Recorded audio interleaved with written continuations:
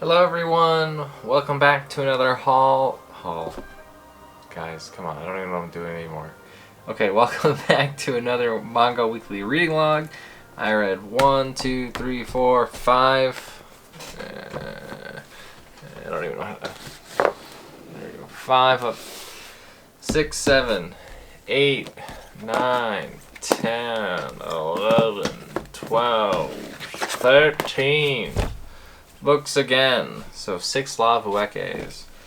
And then 5 of these. So that's 13. Oh, 14, 15. I must have forgot those.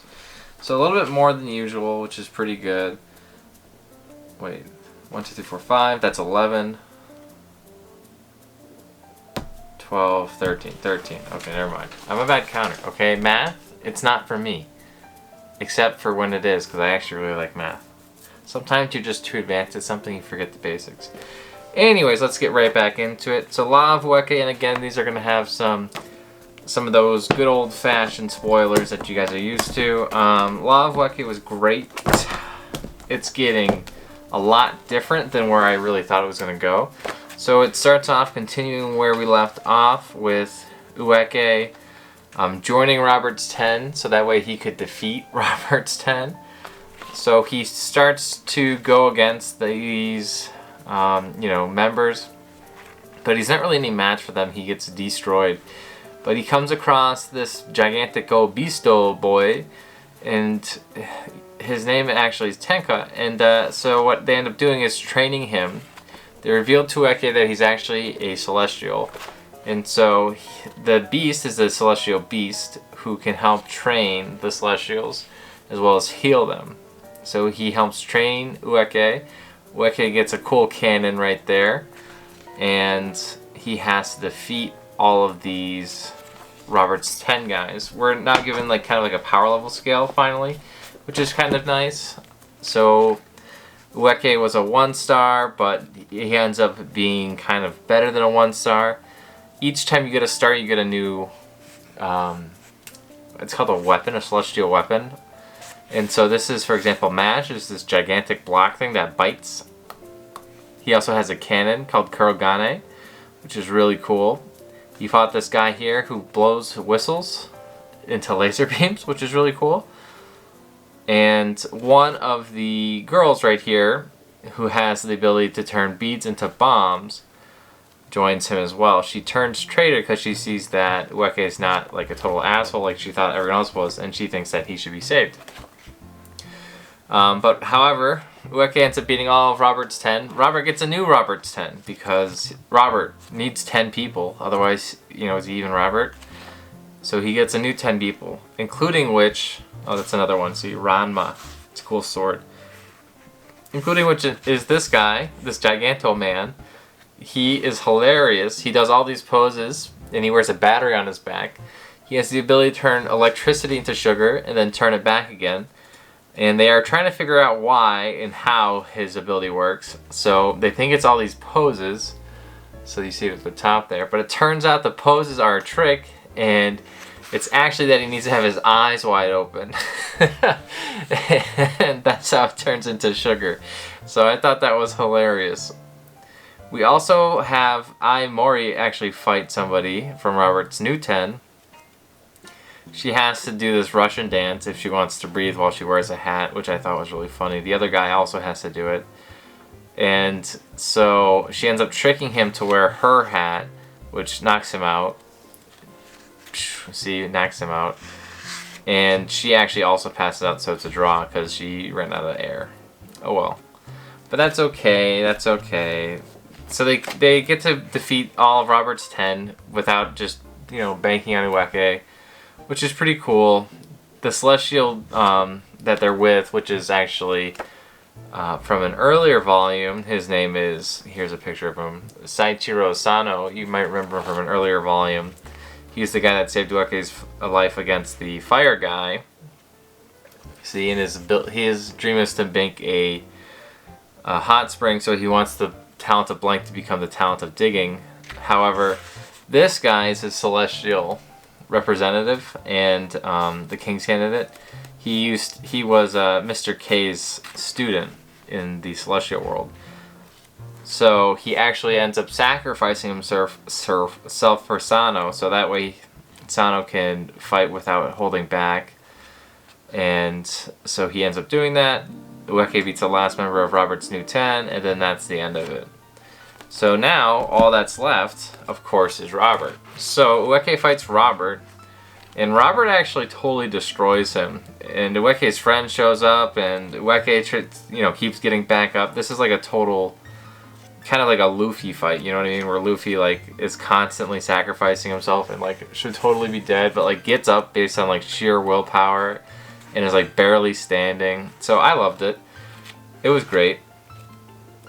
And...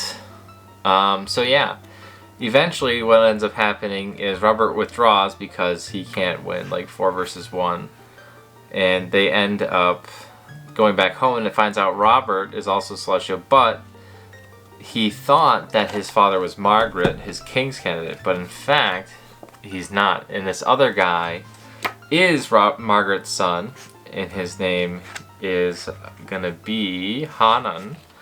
Hanan takes over Robert's body so that way he can participate in the King's Tournament. And I thought that was kind of crazy. So they switched the rules to now be, since there's only 25 people left, to be a team match. So kind of like Shaman King turns into a team match after a while.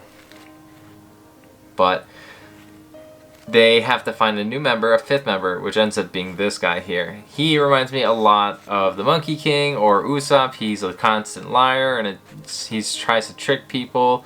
His ability is to turn voices into paintings, and then when he gets rid of the ability or deactivates it, the voices kind of go off. So it's kind of neat like that because he can set up traps and decoys. So that was really cool. They also end up... going through and trying to figure out who should win because Ueki's candidate is a big lackey for Margaret, but it turns out all he wants to do is be the aide. He doesn't really care who wins, and he said that if he wins he'll just give it to Mr. K or anybody else. He doesn't care. But they're watching this guy, this TV show, Monster Yacht-Chen Destroys the City, go go go, right? And so he's hiding inside this big hippo and he hears all these things going on and he's like, oh shit, they're gonna kill me! So yeah. But it's just a funny gag. Anyways, we also find out that Ueki learns the truth about Tenko using the Awakening Chamber. That's how he's gotten more and more abilities for the Celestials at a rapid rate. Ends up being that he can only use it one more time, and he'll kill his nice Celestial beast pet friend. But Ueki doesn't know that. So the word gets out to Ueki. He jumps outside of the training chamber, and then he says, I'm never going back in there again. And the guy's like, what? I want to be useful to you. And he says, you already are useful to me just by being my friend. And then it's like, oh, what a nice guy. Anyways, back to Chainsaw Man now. Chainsaw Man is getting awesome here, okay? So we get to see Denji and Power start training. We also get to see some behind-the-scenes actions right here of Aki. And Aki is kind of depressed about his new friend kind of losing. He also gets, it looks like a new devil coming into his eye. I think Aki's not long for this world, to be honest with you guys. This was a sick volume. I cannot wait for more. That was disgusting, where they had all of the eyes of these people. I can't believe this ran in Shonen Jump. This is just freaking insane to me. We also find out that Makima has this huge plan, trying to take over the world. They say that she's for humans, but it really is starting to seem like she's not, in my opinion. So yeah, I really am loving this. There's great action in this one. There is cool power-ups and training arcs in this one. You see Denji and Power get a lot stronger. I also read Orient Volume 2. Orient is still really getting its feet wet. We learn a few things about the samurai, how they have these mobile transport fortresses, how they track down demons using this weird kaleidoscope. I think we also find a ninja, which would be this girl. And she uses these weird telekinetic powers, it looks like, which, that you can't cut with the samurai sword. And we learn a little bit more about fortresses and demon metals and things like that. Not a whole lot of fighting in this one, but that's okay. It's still too early to say what's going on in this. It's like I'm intrigued, and I think that's what the author wants you to be. it's slow burn, so there's like a big world building right now. So that's the whole point as of right now anyways. JuJutsu Kaisen Volume 9 continues the same arc. You see them fight Megumi's dad, and yep, keeps going on. This is also getting really good. This is just a real wrap-up, though, volume of the arc, and you get to see what made this guy turn evil, and how, you know, Gojo turned good, and why his ways are the way they are now. So overall, it was a good like wind down arc. We go back to the present to see what everyone else is up to and kind of set up the next arc as well. As always, like, I can't wait to read more. Mechamaru is found out to be a double agent, and he also gets his bandages taken off by this guy. You remember him? He's the guy that like transforms things, and then he, of course, goes back on his word and fights the curses. So that was cool. Quintessential Quintuplets, Volume 12. We keep going on. He reveals that he loves all 5 of them, and he's going to make his choice. He doesn't make his choice in this volume, though, obviously, because there's 2 more left. But, you know, they're really pushing you to think it's going to be the movie star girl Ichika here, but it's not. There's no way it is, because that's out of nowhere. They also kind of try to show that it's going to be maybe Yotsuba, but I really do think it's going to be Yotsuba, because she's kind of like shy and aside herself for a lot of this volume. But yeah, it ends pretty good, and you know, it was definitely a good read, and it was just that, I would say. I'm getting a little bit more excited for the end of it than I was beforehand, but I'm almost positive it has to be either Itsuki or Yotsuba, but I'm leaning more and more towards Yotsuba every time I read another volume.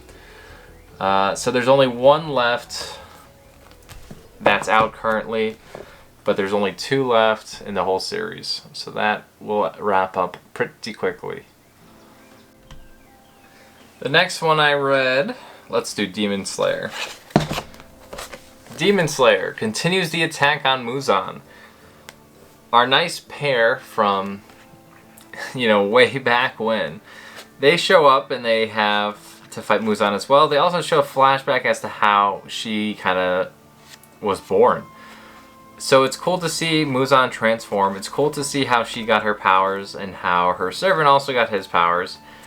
I mean, I know he's not really her servant, but her squire, whatever you want to call him. We also see Tanjiro start to deal with the death, and Tanjiro gets a flashback into the memories of the original Sunbreather, and how Muzan knows him as well. This was a really interesting and insightful like flashback. I thought that was really cool. This is still turning out to be a pretty decent ending in my opinion, because it's really just expanding the lore. To be honest with you, the only way I could see this going bad is I don't really know. I mean, I guess if Muzan's if this is Muzan's final form, then that's pretty lame, because I feel like, I mean, yeah, he's wrecking everybody, but like, I don't know, it seems too early for that to be the end game for him. There's still 2 more volumes left. The last one's volume 23. This was still really good. I really like the lore in the back story. So that's really what's hooking me. The fight, there wasn't that much going on with the fight. Pretty much Muzan wipes everyone out. Shocker. But yeah, still really cool. This was, of course, my favorite read of the week, Lucifer and the Biscuit Hammer. It was also my least favorite read of the week because now I don't have any left. We see them defeat the Biscuit Hammer with Blues, and Blues then doesn't really do enough, and so Samidari actually punches it herself, which I thought was awesome. And then you see, of course, Yu has to fight all of the beasts. He ends up fighting the what's it called? The mystical beast first, though. So he takes out the mythical knights, and it turns into the fact that Noi becomes invisible, which is really cool.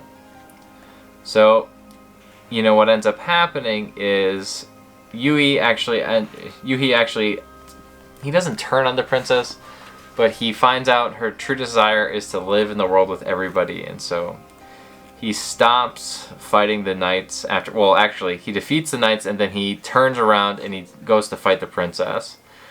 He starts to lose the fight, but eventually he's able to turn it around when he turns into invisible. So that was awesome. This was a great fight. He saves her. And Mu also turns into a mythical knight as well, which I thought was cool. You know, and they fight each other so he can beat his brother. This was like the perfect ending. I really like how the Owl Knight ends up, you know, growing up into his shell. And he ends up figuring out how life works. There's a nice little epilogue to show how he grew up here as well. And how his dad kind of started to change. I also liked how these two are descendants of the princess's sister. And, you know, Sandami's, the trainer. That was awesome. Because, like, that was my favorite character. The Dog Knight was my favorite character probably in this whole thing. And I was, like, so upset that he didn't get, like, to be with his dream girl. And then it turns out that in another world he did, and his, like, ancestors are Anima and Animus. And I'm like, oh shit, like, that guy is so strong that, like, his genes carry on all the way into the future to make these, like, next level humans. So I thought that was really cool. And I don't know. I just thought that this was awesome action. You know, the story resolved very, in my opinion, very well. I would love to have more of this, but there's no more of this. The most recent work from this author, Satoshi Mizukami, is Planet With, which is an anime. I really, really loved that anime. I also have read Spirit Circle now and Lucifer and the Biscuit Hammer. If you guys know anything else that this guy writes, please let me know. And if it's translated, I'll buy it immediately. If it's not translated, I'll read it in another way. But, like, this guy is, like, GOAT for me. I love his stories. They're always so twisty and turny and always every time, like, intriguing. Like, I can never... They're really out there and just intriguing. So that's it for this week. I had an awesome haul awesome reading time this week. I'm gonna finish Law of Ueki next time. So here is what I'll probably be reading. Right here. So I've got Law of Ueki 11 through 16. That'll wrap up Law of Ueki. I also have 2 more from my most recent haul that'll air on Tuesday. Fire Force and Goblin Slayer Dai Katana. It looks like it shows the history of the Blade Goddess there with her original party. So that'll be really cool, I'm sure. And then we also are going to be reading... Whoop, hitting the camera stand. We're also going to be reading Pokemon Blue Quints 2. I've actually already started Pokemon Volume 2. I read Volume 1 way back when it came out. That's my bookmark. I actually already started reading it, see? And I think I'm going to read Abra as well. Abara, actually. It's mostly just pictures, so it should really fly through. But, yeah. That's the plan. I don't think I have anything else coming in, so I won't probably read anything else besides these. But, yeah. Please let me know what you think of this in the comments below. And we'll see you on Tuesday for a haul and on Thursday for another collection scan through. Until then, bye.